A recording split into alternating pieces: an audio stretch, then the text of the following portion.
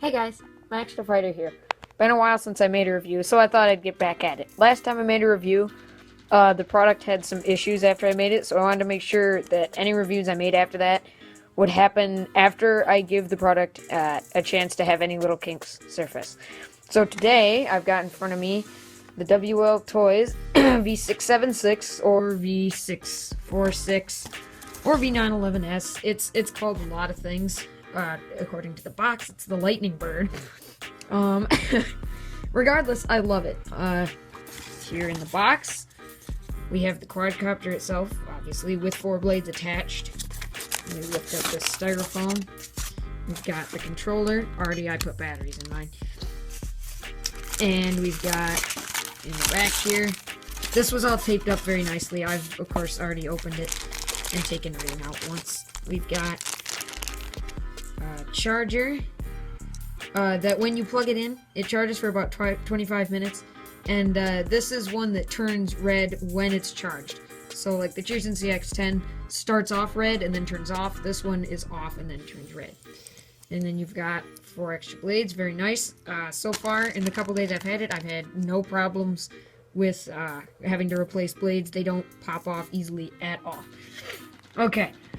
It looks a little bit smaller than the Cheerson CX10, but really, if you were to compare the two, you can see the canopy's a little higher, but the arms are just shorter. That's what makes it look smaller, but really, it's not any smaller. Okay, so I'll demonstrate later on when I fly it. It's super duper smooth and really, really stable.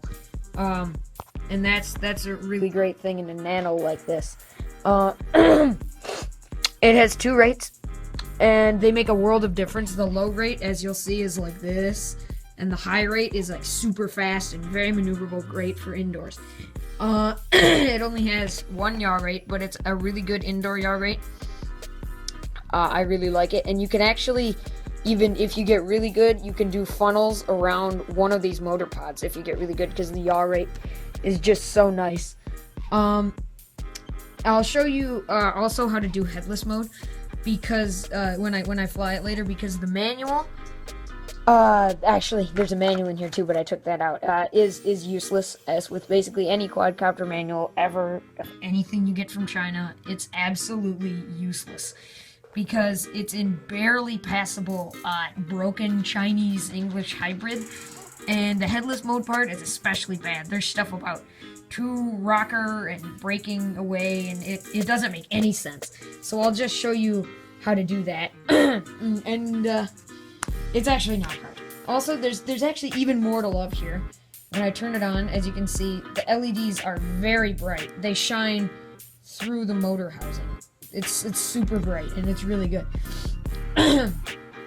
And that's really great for daytime, even indoors. And it does really, really tight flips, as you'll see. Unlike other nanos, when you do a flip, this one does not lose any altitude. A lot of times they'll go new and then they'll fall and come back up. But this one just flips and stays right where it was before. You can do 5 flips and it just stays exactly in the same spot. And for all of this, I only have one complaint. One thing that makes me kind of upset. The LVC is really bad. I'm not going to demonstrate this because I'm only going to fly for a little bit. But it's kind of like the SEMA X12 if you've seen videos or if you have one. It starts blinking. It starts blinking right about now, and then about 2 seconds later it lands itself. And it's not like it slowly loses altitude, it just kind of drops and then bounces on the floor. So basically once you start blinking, come back as fast as you can, especially if you're outside. But that's a very small price to pay for such a great quad. And then, so yeah, now I'm gonna fly it and demonstrate some of my favorite qualities. And even though it flies for about 5 to 7 minutes, as I said, after about 25 minutes of charge, I'm only gonna fly it for a little bit, for maybe a minute or 2 at best, just to show you guys how it works and run through stuff. Alright, so I'm gonna get it set up here. Got the quad and the controller. I'm gonna go ahead and turn on the controller. Turn on the quad. It's gonna blink, and then it stops blinking. It has stopped blinking, and that means you're all connected. Okay, so here we go. start off in low rate for demonstrative purposes, so I can show you guys how low rate is really, really slow. Really super slow. That's full left, full right. But press this button here to switch between the two. You'll hear beep, beep, and then you're in high rate, which, as you can see, as I said, is a world of difference. It's hugely different. It makes such a massive difference, and I really love that. Okay, so that yaw rate I was talking about. Pretty good, huh? Let me bring it in and see if I can get it a little closer here. You can see that. That's full yaw, which is really good for stuff like doing little bank turns even in the house.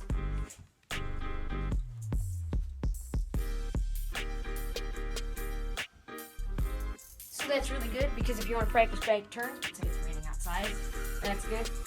Alright, and those tight flips, that is tight. Did you see that? Let me do another one. That is a tight flip right there. Gotta make sure I'm in view of the camera. They're just extremely tight flips. Now I gotta land for a couple seconds because sometimes those mess up the gyros. But if you land for a couple seconds, that's it. Recalibrate. You can see how stable this thing is. How smooth and stably it flies as compared to like the CX-10. I think this might be my new favorite. Now I'm going to show you how to do a headless mode. I'm going to fly it right back to here. If you read the directions, they're not going to help you at all. Not one bit. They're completely useless. So you've got the quad, and you've got your controller. You're going to take it, and you're going to press the left stick down and left, and the right stick down and right, like this. And you see it's blinking now? That means you are in headless mode. And it's a really good headless mode, actually. Spin it around, still going forward. Left, right, no matter what I do, still going forward.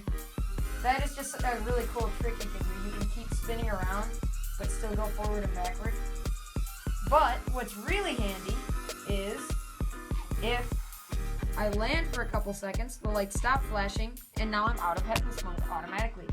You can also do the same left stick down and left, right stick down and right to get out of it. That's like the manual get out of headless mode, but it automatically does that, which is really, really cool because then you don't have to worry about it. I actually didn't know this came with headless mode. That's kind of a bonus feature for something so good. It has 2 rates, again, as I said, but it doesn't need to have 3 rates. A lot of them have 3 rates. A lot of nanos have 3 rates, but it's not necessary. If you have a good enough high rate on the second rate, you really don't need a 3rd rate. So just do a couple more flips in front of the camera. As you can see, I'm blinking. There. See? Did you see that? It blinked, and then it landed right away, and now I'm dead. Well, alright. I'm just going to go switch it off. Now it's blinking because I just can't do it.